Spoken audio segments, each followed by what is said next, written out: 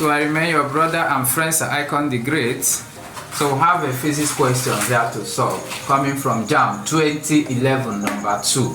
A carpenter on the top of a roof 20 meters high dropped a hammer of mass 1.5 kg and it fell freely to the ground.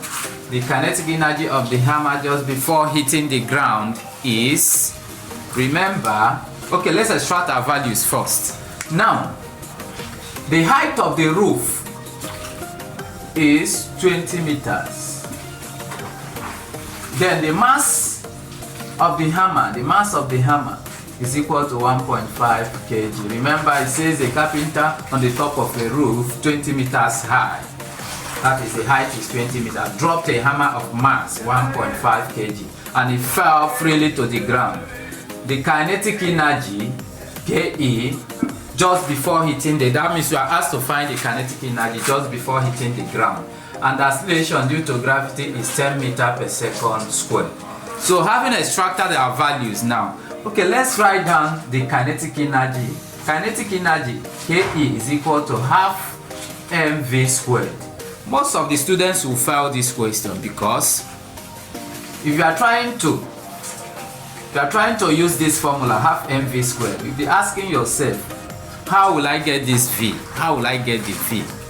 How will I get this v? This velocity. If you look at the question, velocity is not in the question. It's not there. Therefore, remember the law of conservation of energy that states that energy can neither be created nor destroyed, but can change from one form to another. This is also known as the first law of thermodynamics. So, energy can neither be created nor destroyed, but can change from one form to another. Remember that kinetic energy and potential energy are from mechanical energy. So, we can call this the conservation of mechanical energy. Conservation of mechanical energy. Therefore, kinetic energy can change to potential energy. Potential energy can also change to kinetic energy. So, this will now give us that Ke is equal to Pe. That is, kinetic energy is equal to potential energy. Remember what I told you. This is now conservation of mechanical energy. Therefore, half mv squared is equal to mgh.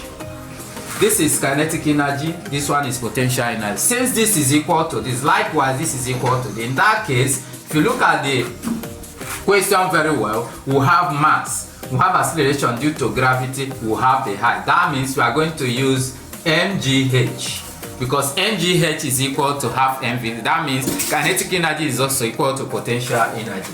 So you fix in your values. Mass is 1.5, acceleration due to gravity is 10, the height is 20 meters. So when you multiply, you have 300 joules.